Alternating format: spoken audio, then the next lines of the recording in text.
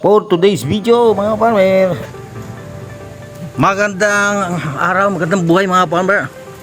Tingnan natin doon, ayun, may mga nagdadatingan, baka papunta yun dito sa sa groundbreaking. Susunod tayo. Ayan guys, tingnan natin. So yan mga kapartner, yung diretsong yan ay punta ng lalabas ng San Roque Highway.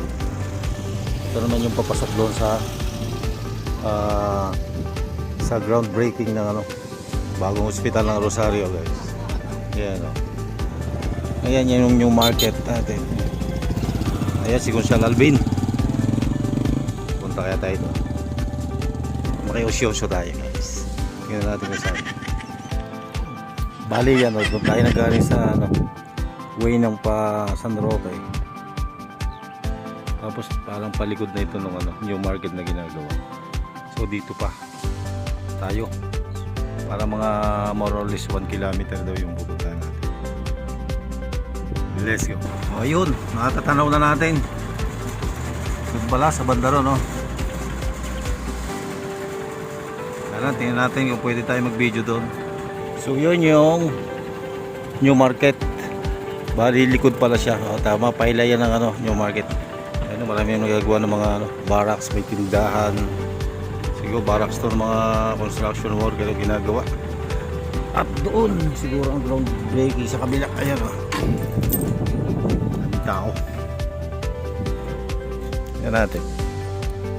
Makikiyosyoso lang tayo. Nag-uumpisa na pala eh. Meron tayo lumapit doon.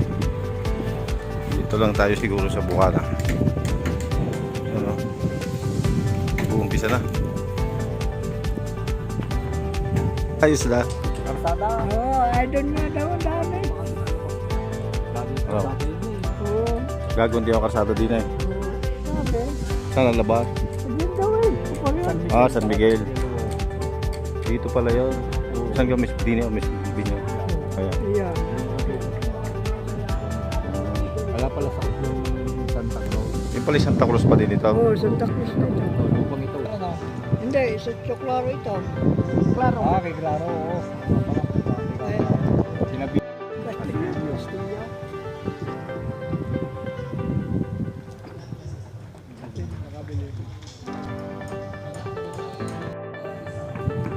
Ang ganda nito, sa ilalim.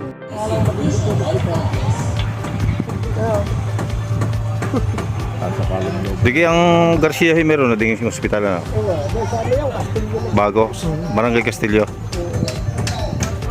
Ah, malapit din pala doon sa may Agbang ito, ano?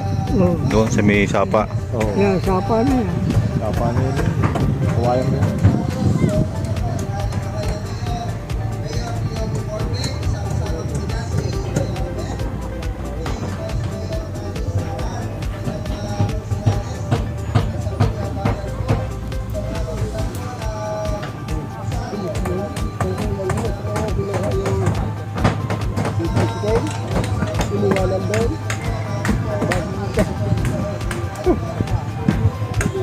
Yan ang site. Malapit siya sa may Sapa. Ay ang Rosario, bukod po dito ay ang bayan po ng Padre Garcia, Paisan, San Juan, Ibaan. Ito pong laylayan po ng Lipa City. Ito po sa ating district hospital. Sa computation po natin, ito po yung formula na ibinigay po ng DOH ay 523,254. Kaya palakpakan naman po natin ang ating mahal na governor dahil na halos pag nagawa po ito, ma-accommodate po ang mga mangangailangan. Bukod po diyan ay nasabi nga po ng mahal na governor, bukod sa mga existing na mga empleyado po natin sa Mahal na Birhen na Santo Rosario District Hospital, tayo po ay magdadagdag pa po rito ng mga empleyado po. Na mga empleyado po, magdadagdag po tayo po dito. Yes po, marami po tayo. At ang plano po dito ng ating mahal na governor, sasabihin ko na po sa inyo, hindi lang po infirmary, hindi lang po level 1, kung hindi hanggang level 2 hospital po. Ang ibig sabihin po ng level 2 hospital ay meron po siyang ICU at iba pa pong mga gawain katulad po ng dialysis center. So ito po ay talagang proyekto po ng ating mahal na gobernador na makumpleto para mapagsilbihan ang halos lahat ng mga kababayan natin dito sa ika-4 na distrito. Lalong-lalo na po yung mga sinesesaryan po ay kaya na po magawa dito sa ating bagong district hospital dahil yan po na lagi nang hanap sino ang OB-GYN magpapaanak. Dito po magagawa na po dito. Pila po kayo sa ating po Batangas Medical Center dahil pinakailangan ng ICU at ating pong takipin. Ano po? At ang sabi nga po ng ating mahal na Governor, kami po ay nag-meeting sa Provincial Health Office noong pong Thursday. Yung pong ating mga doctors, mga plantilla doctors, tayo ng Panginoon ng Kapal. Maraming salamat po. Thank you very much, Dr. Gerald Arday, our Provincial Health Officer. Ito na lang magsabi at baka kayo mapas. Sa totoo lamang po talagang napakaswerte nyo dahil dito sa Rosario inilagay itong state-of-the-art infrastructure na district hospital na may kasamang smart green infrastructure. At dalawa lamang po ang napagkalooban ng district hospital sa ngayon at ang isa po ay Santa Teresita na Maraming salamat po kasi kailangan daw po yung seal. Maupo na po tayo. Maraming salamat po. Magandang hapon ho sa inyong lahat. Abay kayo ba'y nagmerienda na? Parang hindi ka pa nagpamerienda, Mayor Lobby. Mukhang hindi ka pa nagpamerienda. Mamaya ba? Joel, ang ating admin, Chief of Staff, Mr. Dihan, June, astig ang suot natin ha. Mukhang lipstick na lang ang kulang. June, I love you. And then nandito rin si Sarah Adolfo. Andito rin of course si Ate Ethel ng ating PSWDO. Andito rin po yung mga ginagalang nating Chief of Hospitals ng iba't ibang bayan. Salamat ho sa pakikiisa. Maraming salamat sa oras po ninyo. At syempre, ang minamahal ho nating Mayor ng Rosario, Mayor Yobi. Magandang hapon po, Beth. Magandang hapon. Andito rin po si Mayora Celsa, Mayora ng Padre Garcia. Andito rin Mayor Dong. Magandang hapon po ng Taysan. Andito po ang ating kagalang-galang na congressman. Sana yun? Asa na yung sabi ko na nga ba, hindi na kita nakikita Kaloyski eh. Congressman Kaloy, ang aking pong partner, Lianda, ang Siling Labuyo, at Dr. Alday. Magandang hapon po sa inyong lahat. Meron pa ba ako nakalimutan? Sa atin pong lahat, isang makajos na hapon. Maraming salamat ho sa biyaya. Mayor na San Jose. Oh, Mayor Reggie. Magandang hapon. Thank you, Mayor Reggie. Thank you po. Gusto ko rin pong batiin yung ating pong mga kapitan na nandine. Kasama po ang kanilang functionaries. Adine sa Barangay Santa Cruz. Kapitana Shirley. Magandang hapon po. At sa inyo pong barangay functionaries. Sino ba mga tiga Barangay Santa Cruz din eh? Magandang hapon po sa inyo. Okay. At andito rin ang ating pong Kapitan Francis Bong Calalo, Barangay San Roque. Hapon po, Pangulo at sa kanya pong mga functionaries. Sadya, hindi man ako binigyan ng malagkit. Hindi man ako dinalang dini. Alam niyo naman, paborito ko yun. Bukal, asan na si Bukal Vidal? Kamelvin, good afternoon. Magandang hapon sa inyo. Okay. To each and everyone, a pleasant good afternoon. Siguro ho, umpisa, talagay ko wala namang araw, okay na muna. Thank you, Kay. Yeah, thank you, Kay. Salamat. Okay. Umpisaan muna po natin, binanggit ko na po ito. Tama ba? Isa sa malaking inobasyon o plano for 2026 budget ay ang pagtatayo po ng additional district hospital dito po sa atin sa Rosario at sa Santa Teresita. Tama po. So, ito ho ay isa sa mga prioridad namin.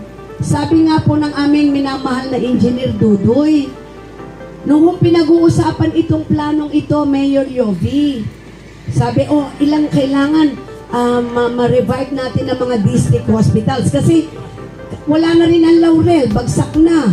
Pero kausap ko si Mayor Lyndon kanina, ay sadya'y may lote na rin siya para pagtatayuan ng kanyang hospital. Sabi sa akin ni Engineer Dudoy, Gob! Pwede mo ba pumili muna tayo ng bayan kung saan tayo nanalo? Sabi ni Dudoy. Sabi. Dudoy, halika din eh. Sabi niya, Gob, pwede mo ba mag-umpisa muna tayo sa bayan na nanalo tayo? Ano sagot ko naman kay Dudoy? Sabi ko, Dudoy, hindi natin pwedeng kalimutan ang 4th District. Unang-una pa, hindi man tayo pinalat ngayon, palagay ko naman yung utang na loob natin since 1992 ay hindi natin pwedeng kalimutan. Mula pa 1992, thank you. Don't worry, Dudoy, sagot kita. Since 1992 po, at lahat ng mga mayors na dumaan, 1992 hanggang ngayon, nandiyan pa rin ang tiwala ninyo. Ang ating pong priority ngayon ay ang pagtatayo po ng hanggang 4th floor na district hospital dito po sa Rosario. 5 floors. Opo. At dito na rin po natin ilalagay yung mga binanggit kanina ni Dr. Alday. Magkakaroon na po tayo ng ICU dito. Na po at ginagawa na yung palengke. Tama po ba? Nakita ko na kanina pagkalaki-laki. At pagkatapos yung bypass road na bubuksan dito. Tama ba, Mayor Yovi? Para maging, correct me if I'm wrong, para maging bukas ang daanan natin papuntang Padre Garcia. At dito, Padre Garcia papuntang Taysan, 4th District. Tama? At yan naman ay sa malaking tulong palakpakan po natin na additional pondo ng ating pong congressman. Walang iba, Congressman Caloy. Thank you very much. And then, yung iba po nating staff dito, pag ito po ay nagawa na, ang target po o timetable dito, Dudoy, correct me if I'm wrong, timetable na ito ay maitayo ay hanggang end of 2027. Tama? Okay.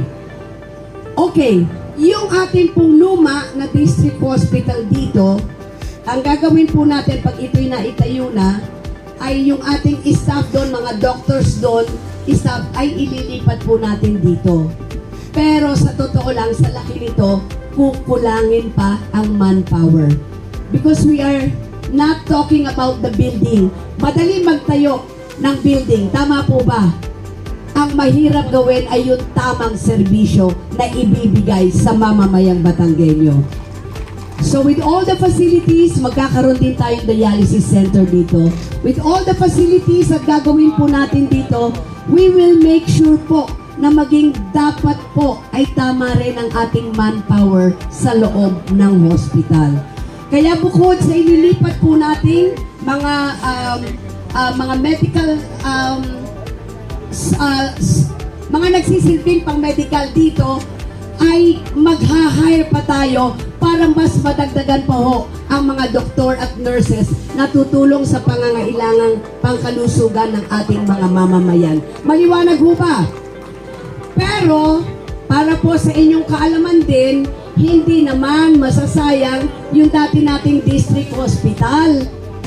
Nag-uusap kami ni Mayor Yovi, so target natin is 2 years. Anong mangyayari doon? Ay sadya naman, since aabutin na 2 years target, ay ako pa ang governor, tama po ba? Ay willing naman kaming ituloy lang ang donation ng lupa at ang plano mo nga ay gawin itong lugar para naman pang edukasyon, paaralan para sa kolehiyo, tama? And then, sa nilalagay pong pondo ni Congressman dito, Kaloy, ito, correct me if I'm wrong, given the right time, itong field na ito ay magiging target na magiging commercial center. Tama po ba? So yan po ang plano dito po sa Rosario at sa ating mga kapitan. I guess napakaganda po ng plano natin for the province.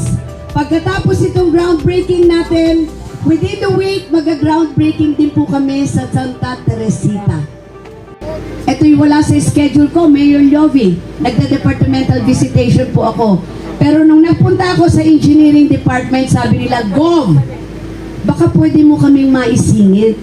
Sana makapag-groundbreaking na sa Rosario. Dahil sa totoo lang, po kami at handa na po ang pondo para maumpisahan ang district hospital dito. Tama ba, Engineer Dudoy? Tama, okay. And also Santa Teresita. Okay. Oh, may I take this opportunity na mas magpasalamat po din sa nag-donate ng loteng ito. Palakpakan niyo po. Dahil pag walang lote, walang hospital. Tama. Ang ating pong JT Moland Realty and Development Corporation through Engineer Raul Monte Alto. Nandito po ba? President po ng ating JT Moland. Engineer Raul, kapitan kita eh. Ikaw pala ito. Ang dami mo palang lote. Baka pwede ka pa mag-donate. Anyway, kapitan ko, maraming salamat. Ang ating kapitan ko po siya nung mayor ako, di ho ba? Nung mayor at si Engineer Kapitan Raul, maraming salamat po. Maraming salamat. Palakpakan naman po natin. Okay, hindi ko na po papakatagalin again sa mga ginagalang po nating mga mayors. Maraming salamat. Chief of our hospitals, if I may reiterate, in this project or lahat ng proyektong darating dito, sa Kapitolyo, being the governor and the mother of the province, I will do my share, but you have to do your share too. Tama po ba? Let's just continue to work as a team and as a family. Gagawin po namin ang ating pong obligasyon, pero kayo po mga barangay functionaries, mga kapitan, may mga obligasyon din po kayo pag naitayo ito. Alagaan po natin ito ng tama para mas marami ang makinabang. Tama po ba? And to all our mayors, thank you for the partnership. Sa lahat po, Engineer Raul, maraming salamat po sa donation. At sa akin pong mga department heads, thank you for all the effort, the heart, and the sincere service that you give for the Batanggenyos. Maraming salamat sa inyo. Again, Lord, maraming salamat sa biyaya. Pagpasalamat ho sa ating Panginoon, and may God bless us always. Maraming salamat po and a pleasant good afternoon to each and everyone. Mabuhay ang Batangas! Mabuhay ang Batanggenyo! Mabuhay po tayong lahat. Maraming salamat po. By the way, lastly, bago ako magpaalam, kunin din natin ang oportunidad na ito. Palakpakan naman po natin si Executive Secretary Ralph Recto. Maraming salamat po because at the end of the day, siya ho ang isang malaki rin ang itinutulong sa Batangas dahil hindi niya kakalimutan na siya po ay isang Batanggenyo. Magandang hapon po sa inyong lahat. Maraming salamat po. Maratko sa bahagi nito mga kabuti, Municipal Mayor Honorable Leovi Morpe, kasama po ang ating mga 4th District Municipal Mayors. Ganon din po ang ating mga ginagalang na department heads. Pangungunahan naman po, maybe also call the attention. Ganon din po ay ating malugod na inaanyayahan ang ating butihing Congressman Caloy Bolilla. Han po tayo sa ating groundbreaking and time capsule laying ceremony.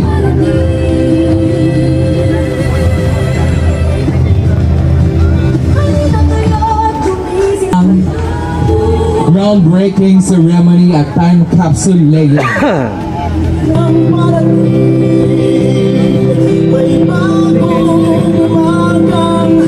Data para sa matatag na kalusugan ng lalawigan ng Batangas. Sa lupain ito, magmumula ang isang gusali na magbibigay ng mas matatag na serbisyong medikal para sa bawat isang Batanggenyo at bawat isang tagay-kaapat na distrito. Ng media team, kami po ay humihikaya. We humbly request everyone, patanggal po muna ng ating rostrum sa gitna.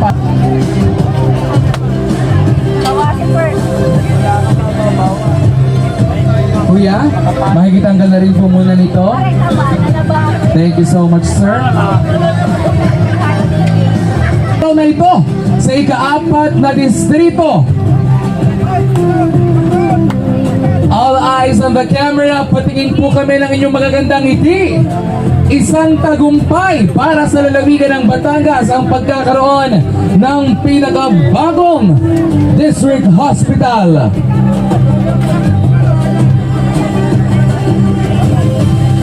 Mga department heads, you may join. Tuloy-tuloy ang pagbibigay ng serbisyong may talino at puso para sa matatag na Batangas.